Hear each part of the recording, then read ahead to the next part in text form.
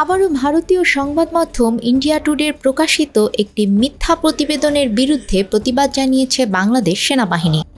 মঙ্গলবার এক সংবাদ বিজ্ঞপ্তিতে এ প্রতিবাদ জানানো হয়।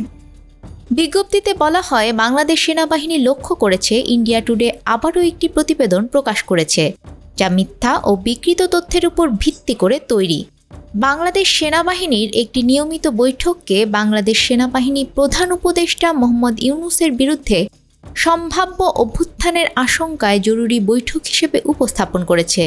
প্রকাশিত এই প্রতিবেদন সাংবাদিকতার নৈতিকতার চরম লঙ্ঘন এবং একসময় সম্মানজনক সংবাদ মাধ্যমের বিভ্রান্তিমূলক তথ্য প্রচারের দৃষ্টান্ত।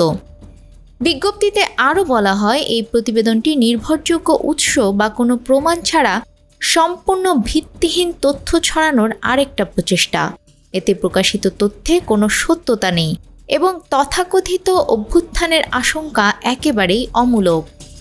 ইন্ডিয়া টুডে বারবার কোনো রকম যাচাই বাছাই ছাড়াই সংবেদনশীল খবর প্রকাশ করছে, যা সাংবাদিকতার নৈতিকতা ও সত্যনিষ্ঠার পরিপন্থী বলে উল্লেখ করা হয়। বিজ্ঞপ্তিতে আরও বলা হয়, এটি প্রথমবার নয়। ইন্ডিয়া টুডে অতীতেও বাংলাদেশ সেনাবাহিনী সম্পর্কে মিথ্যা তথ্য ছড়িয়েছে।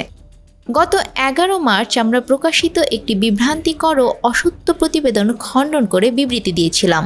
তবু এ ধরনের অসত্য প্রতিবেদন প্রকাশ অব্যাহত থাকায় এটি ইন্ডিয়া টুডের সম্পাদনা নীতির ব্যাপারে উদ্বেগজনক ইঙ্গিত দেয়। সংবাদ পরিবেশনের পরিবর্তে তারা এখন চাঞ্চল্য সৃষ্টির লক্ষ্যে মিথ্যা তথ্য প্রচার করছে, যা অত্যন্ত দুঃখজনক। নিউজ ডেস্ক, আমাদের সময়।